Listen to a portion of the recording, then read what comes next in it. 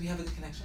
That's what I didn't even think about the connection. I know, right? That's okay. The IT part. The IT part of it all. So we are going to let people see that we're live, and then we'll sort of get started in just a couple of minutes. But people should know that we are going live at 12:30, and then we'll get started in just a little bit. So welcome.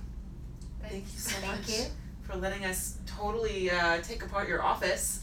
So and a part it is. And a part it is, but we will put it back together. That's okay. I'm excited. Everyone is in their nice summer outfits, and I am not, but that's okay. So let's get started. Hello, my name is Nicole.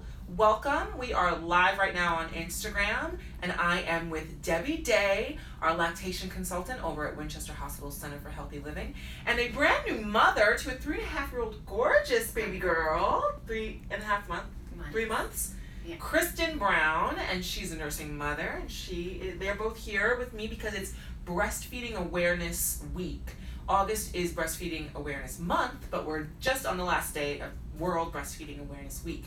So we really want to talk about breastfeeding and just sort of maybe some common myths that people want to get debunked, or questions that you might have about breastfeeding, especially since we have a brand new mom here, and if you're overwhelmed by the thought of it or need options, want to know what's available to you. That's the goal of talking with Debbie and Kristen today. So I'm just going to sort of tee it off to both of you.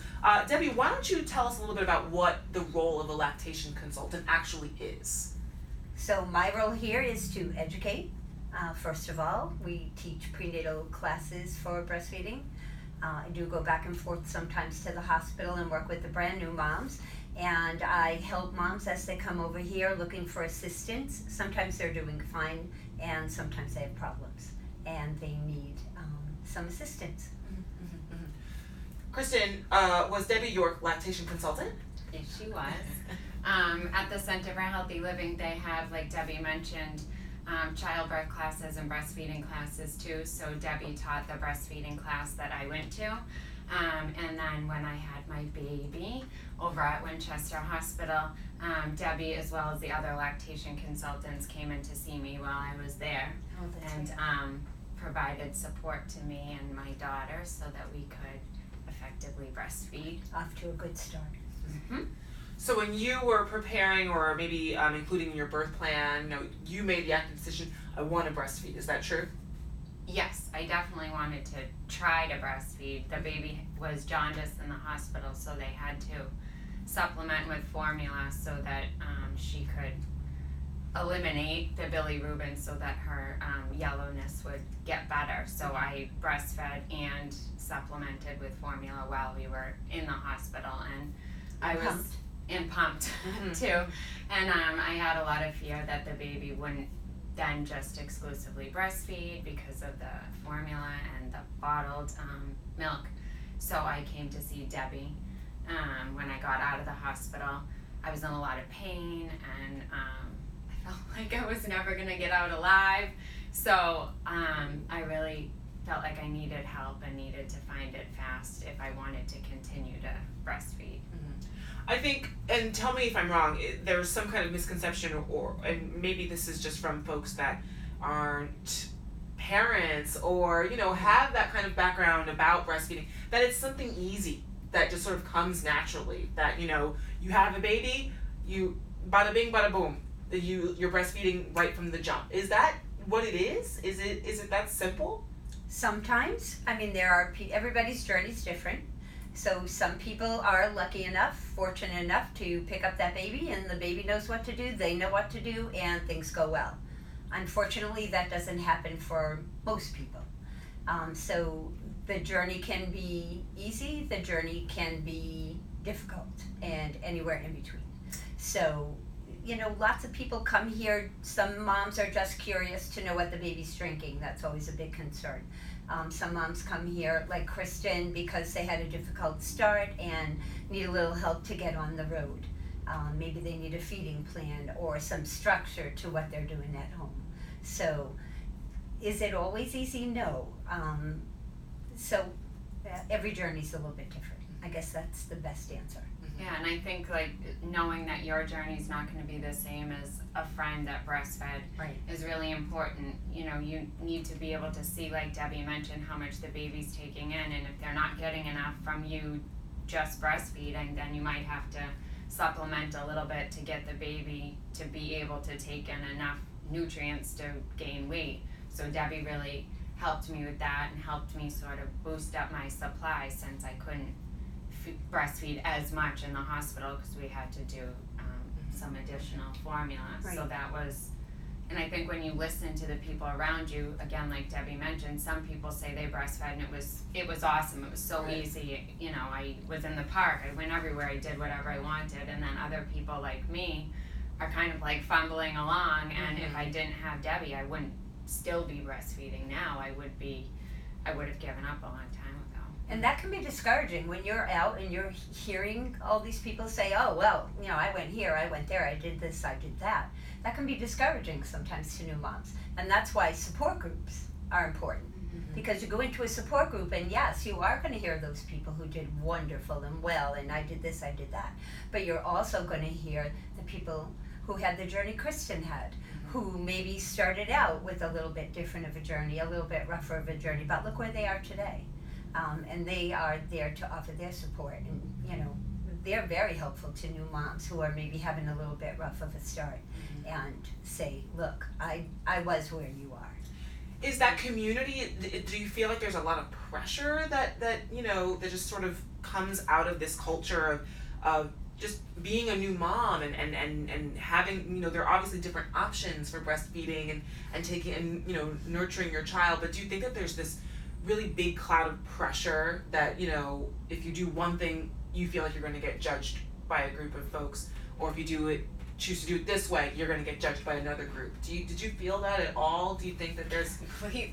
Yeah, I mean, when strangers, people you know, you don't know at all, and they see you with this young newborn baby, will ask you, "Are you breastfeeding?" The reality is not any of their business as long as your Right. baby's eating well and feeding fine. But then I felt like in the beginning, yes, I was, but I also felt like I needed to say, oh, and I'm supplementing, and this is Right. why, and this big story about why I had to supplement too. And the reality is that's my baby and our business. But I think it's important that other people know that as long as your baby is fed, that's what's the most important. And if you just fumble along because you're trying to do something that you think society wants you to, you know, you could be doing yourself or your baby an injustice. And seeing somebody like Debbie who knows you're going to get over the hump, you're going to feel better, whether that means you decide you're not going to breastfeed anymore for whatever reason, or you decide I'm going to do this until my baby's, you know, over a year old. She knows that your decision's going to be able to be made because you got the resources from her, and you can do whatever you want, whatever's right for your family, and it doesn't matter what anybody else thinks. Why do you think people feel that they have agency to come up to you and ask you those relatively personal questions? Same reason they think they can come up to a pregnant woman and put their hands all over them. Right. Everybody's entitled today. So, I mean, I guess I don't know why. Right. Everybody knows better. I don't really know why either, but I just think it's so important to know, like, for yourself what you feel like's right for you. And if you want to do something, you need to know that there's support for you. It could be, like Debbie said, the support group downstairs. I found that amazing when I was just starting to breastfeed. I came, I think, the week after I got out of the hospital. I need a ride here. But I was at home, like, I don't know what to do. And downstairs, everybody, they're all in a different stage. Some people are brand new. There was actually a girl from my prenatal yoga class there, which was cool. And then there were people that their kids were much older, so they were able to say, like, you'll be here someday if you want to be here, you know, in the position I am with my baby now. And if you don't, that's okay too. Just like not hammering what other people feel is right for you and your family. Right. Everything has to be different. Yeah. I just want to add that because we're live, if you want to ask a question, please go into the comments. You can totally ask a question, and then either Kristen or Debbie can give you a little bit of an answer. So I just wanted to throw that out there, remind everyone that you can please chime in. Do we have a question? We do. Jen, tell us, Jen's manning the phone. Tell us what the question is. Is pumping and using a bottle with breast milk just as healthy for the baby? It is. Providing breast milk in any form, whether it's through the breast, through a bottle, it's your choice, just as healthy. Some things change because when you store breast milk, not all living organisms survive. The heat, survive the cold, survive freezing, but still a better choice if that's what your choice is. So yes, you just want to make sure you pace the feeding, just like you should when you're formula feeding. Anytime you're bottle feeding a baby, you want to slow the feeding and let the baby decide when they're through. Respect the baby when they say they're finished. But yes. That leads me to another question, or this, I think this might be a common myth, that there is a set schedule to when you're supposed to breastfeed. Is that true? No. Like you said, it's really about when the baby wants to eat. Exactly. There's no clocks in breastfeeding. Mm-hmm. The baby determines when they're hungry. They determine when they're finished on one side and when they're finished on the second side. You finish dinner, you offer dessert. You offer the first breast and you empty the first side before you offer the second. You always offer dessert, and the baby will let you know when they're done. Going off of that, I wanted to talk about, you had mentioned that pain is something you should be really aware of in terms of starting breastfeeding. Is pain something that is normal to, something that you should expect as you give birth and are getting ready to start breastfeeding? Well, I mean, I think the whole start of it, a lot of people feel some discomfort, but I believe from my own situation that it's because your latch isn't proper, and maybe your baby isn't able to suckle in the way that they need to be able to get milk, I guess, and be comfortable. So that's part of what Debbie works with you on, is being able to get a really healthy, soft, not painful latch so that the milk can be drawn out to the baby, and provide resources if you do get to the point where you haven't reached out for any help and you are feeling a lot of pain or soreness or even bleeding and chapping, to make sure that you see somebody if your goal is to continue breastfeeding, because it can be so painful that you stop doing it because it hurts. And if you see somebody like Debbie and you get help, you can definitely end up on the other side of the bridge. I mean, you could have some soreness when you're first starting to breastfeed. The first few feedings, you're not going to have any discomfort, and then you can get some maybe people describe it differently, but like breaking new shoes in. You've never done this before, so you have to kind of break them in. But it never involves pinching or biting or any of that kind of discomfort. You should never experience cracks or bleeding. So as far as what Kristen's describing, no, that's never okay. But 30 seconds of discomfort that completely disappears once the feeding continues can be somewhat normal in the first part of breastfeeding. So it kind of gets worse in the first few days, and then as your milk comes in, it's at its peak, and then it goes away. And by 2 weeks, you have no more discomfort with latch. So it's only during initial latch, lasts for 30 seconds at the most, and then it's gone as the feeding continues. What would be some reasons, or what could contribute to the chapping or the cracking or the bleeding? Shallow latch. The baby's not getting on. You have to bring that baby onto the breast like lightning, very quickly. They have speedy reflexes. So the minute they feel that nipple, they're clamping. So if you don't bring the baby on quick enough, they're not getting on deep enough, they have your nipple between their gums. Okay. I had no idea. It hurts. Yeah. I had no idea. Let's talk about some other myths or misconceptions that people might have. One of them, I think that this is huge. Again, back to that sort of pressure in that community of, if you're not breastfeeding, then you might be doing a disservice to the child's development. Why are you using formula? But then you also have women who might be unable to breastfeed. So, or women that choose not to. So there's so many different, I think, choices that can be made. Why do people think that? And what would you tell someone who might feel ashamed about their situation if they can't breastfeed or choose not to?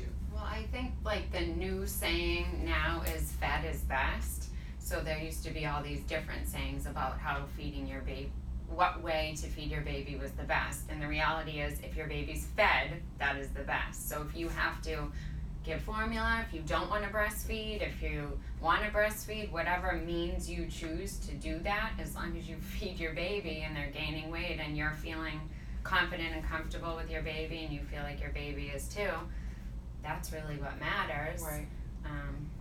I mean, I think as educators, as nurses, as women who follow research, our responsibility, our obligation is to provide them with the education that, all research tells us that breast milk is the best for babies. Right. So our obligation is to provide that information to women. And we do that, and then it's up to them to make the decision of how they are going to feed their babies. Once they make that decision, it's not up to us to change their minds. It's up to us to teach from there how to best do that. So are they doing a disservice to the children? No. Okay. Do we have any other questions, Jen? As I cough. And I think some people have the misconception that the only way for you to develop that breastfeeding bond with your baby is by breastfeeding, and Or a close bond. Right, I guess. And a lot of people mentioned to me when I thought, I don't know if I can do this, that if when you're providing a bottle feed and you still keep that eye contact super close to the body, making sure that you're finding other ways to really be close to your baby, I think that people would feel less nervous about maybe not breastfeeding if they really didn't want to. You still want to do most of those things anyway. We put all babies immediately skin to skin with their moms, not just breastfeeding babies. We do all the same behaviors. We still encourage 24-hour rooming in, whether you're breast or bottle feeding. It's so that you learn your baby and how to care for your baby and what feeding cues are, regardless of how you're feeding your baby. What are feeding cues? What are those exactly? Yeah. Hands to mouth. You pick them up, they're bouncing around your chest, fluttering eyes. There's all kinds of. We talk a lot of, Debbie and I, about Lizard the bouncing around on the chest, because they really will do it to anybody that has a chest, whether they have it or not, which is really funny. And then they're hungry. That's right. Definitely, definitely. So you can give it back. Give it back. I'll take it. Yeah, I get it. Okay. Do you? We're pretty much coming up on, I think, on like 15 minutes or so, and I am in the middle of a coughing fit. So, do you guys have any advice for new moms who maybe feel overwhelmed or don't think that they have the resources available to them? You definitely have the resources. That's number one. If you do want to breastfeed or you're not sure if you want to breastfeed, make sure to reach out either in the hospital for the lactation consultant to come in and talk to you about breastfeeding if you have questions, or go to a support group, or make an appointment to see an outpatient lactation consultant. It's so helpful. If you're delivering at Winchester Hospital, all of our prenatal breastfeeding classes are free. So, call the Center for Healthy Living, get yourself signed up for a prenatal breastfeeding class. Your doctors have the information for you. We also have an online platform. Right, that Domingo. Can have access to if you're a Winchester Hospital patient. Great. There's lots of resources. If you come here to our office, we accept health insurance, so your visit is pretty much paid for with the copayment. There's lots of options out there for you. Do you think that women, come knowing that they have all of these resources available? Like, do you feel like you sort of had a different relationship, but do you think that women are coming in knowing that these are all available to them? Well, we're doing our best to get that information out there. We're leaving information in doctors' offices. We're going out there. I've been out there now to all of our OB offices and speaking with them and leaving them information so that they know this and they can get this out to their clients, so that they at least know that they can come and have a visit and not be responsible for high cost. I think that's what limits people coming out to see outpatient lactation. Yeah, they don't necessarily. Is that they think they have to pay exorbitant fees. Right. And it's not necessary. Yeah. And I think to know that to be reminded that the resources are available. Just because when you get home and you have a newborn baby and you've been up for days and you're not sure what to do next, you kind of forget that there's even the opportunity to get help. You just think like, oh my God, I have to figure out how to do this. What am I going to do? Right. It's a very overwhelming experience. Completely. To just be home with a brand new baby. So I'm sure you kind of go on autopilot, sort of like, okay, I just have to take care of this. Like, I'm home. I have to take care of her. I have to take care of him. And then it's sort of like, I have to do this myself. Right. So. And all you have to do is pile into the car and get here. Yeah. It's not a dress-up occasion. Yeah. It's not a, right. you know what, it's not don't a have formal to event. bathe and dress up the baby. Right. Just pile in the car and get here. Right. And we can help, as the old saying goes. Right, right. Awesome. Well, this was amazing. We have more questions. Perfect. 3 questions. We have 3 questions. Jen, we want to hear from you. Tell us what everyone's saying. All right. And whoever is talking, let us know what their handles are. Okay. Katie Rodding says, how do I increase my milk supply? Well, first of all, the best way is to feed that baby.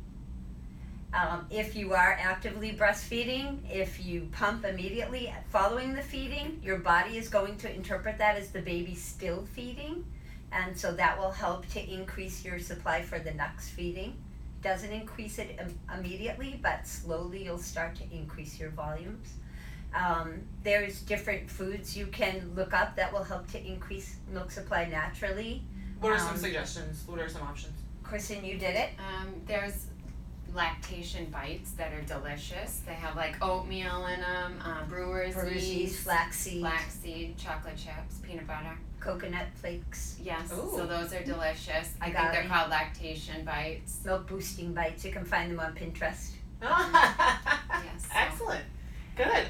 Question number 2. Sure. Tracy Herbaugh is asking, how do I know if a duct is clogged? Oh, usually you'll have some pain associated with it.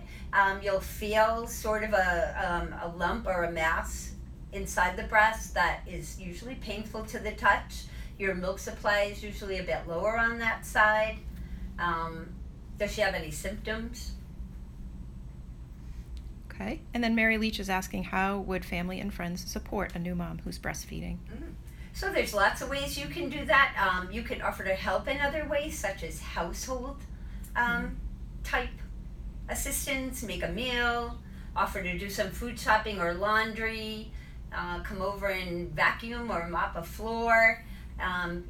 There's not a lot you can do in the way of breastfeeding, but you can offer lots of other things. You know, they need to increase protein in their diet, which for the other question, that's another way to increase milk supply. Increase protein, make sure your fluids are high, make sure you're well hydrated. So you can produce those kinds of things for them. Yeah. And Were there any family members or friends that sort of came out and did something that you were just like, oh my goodness, you have no idea, you've saved me for the day? Well, I mean, my mother came with me everywhere I needed to go, so I feel like if you have a resource at home that can come to the lactation consultant, change the baby while you're talking to Debbie about whatever's, going on that moment, providing that kind of support, reminding you that there is help out there is really important. My boss made me food that I put in the freezer. Some of my mother's friends made me food that I put in the freezer, which was really nice because I didn't have to worry about feeding my husband too. He can figure it out, but it was much easier to be like, oh, here, put that in the microwave. Yeah. So that was, I felt like that was really helpful, but just really supporting a new mom, tears flow. So lots of Kleenex. Yeah, right. Making no judgments. Boxes everywhere. Yeah. Just really no judgments. Just being really supportive of whatever it is that they think is a big deal in that moment. Because if you're not a mom or you haven't been one for the past however long, you don't necessarily remember how hard it is or know how hard it is, and it's hard. Maybe a popular question, unpopular question: the pump and dump for a glass of wine at dinner. How do you feel about the pump and dump? I've heard this about a lot of moms. Yeah. So I like wine, or beer, so I asked Debbie that pretty early on. And as long as you're not drinking, and you're not. If you have a glass of wine and then you feed your baby, you can have one. Right, and you can. Yeah, Otherwise, you can wait a up while. and discard of feeding a drink. And, you know, If they might told be you able you to- could never have a glass of wine, we wouldn't have too many breastfeeding moms in the world. That's a good point. Are there foods that you should avoid? No. No, and I remember being told, like, after you have the baby, you can eat whatever you want to eat. So you can go back Pregnancy's to turkey much more sandwich or inhibited. something. Mm-hmm. Right. Because breastfeeding burns a lot of calories. Mhm. So around 500 Yep. calories. So you need to be fueling the body. You can in just, order- you're not really eating for two, you just increase your calories a little. Mhm. You'll be hungrier anyway. Right. Drink And to super thirst. thirsty. Drink to thirst. Unfortunately, women in America are typically dehydrated. You're licking your lips, you're not drinking enough. Interesting. So yeah, that's another thing family and friends can help you with, is if they're home when you're going to feed your baby, Grab to a make sure drink. you have a big drink of water next to you. Mhm. Maybe, you know, your significant other brings you toast while you're feeding, especially in the beginning, because you really don't know how to hold the baby and make something to eat. I mean, Mhm. you're just trying to hold the baby. So I know that was really important. My water jug was always full. I always suggest dads in the prenatal classes just buy cases of water and scatter them around the house. I Remember? remember that, yeah. Interesting. Because moms will get up to get a drink and find 15 other things they forgot to do and start doing that and never get a drink. Mm. Dads are hunters, boom, right for the drink and come back. Moms, 15 other things, never get a drink. Interesting. Are there any other questions? Awesome. Well, those questions are great. Thank you so much for your questions. Ladies, this was amazing and super informative, at least for me. I hope it was informative for those who were watching. And even for moms, maybe you're like, oh, I had no idea. I hope that we got something out of this. So thank you again. I am here with Debbie Day, a lactation consultant at the Center for Healthy Living with Winchester Hospital, and Kristen Brown, who is a brand new mom. Congratulations. It's been 3 months, but still, The super cutest little cutie. Cutest thing. And so if you want to ask more questions, please do. We have a post on our Instagram right now where you can leave that. And we're probably going to have some more information about breastfeeding on our news medical site, Healthy State. So you can find that information that will be showing up shortly. And if you missed this, it'll be available for 24 hours and then we'll put it on YouTube. My name is Nicole. Thank you so much for watching, ladies. Again, thank you so much. Bye. You were both amazing. Thanks. We appreciate you guys watching. Thank you.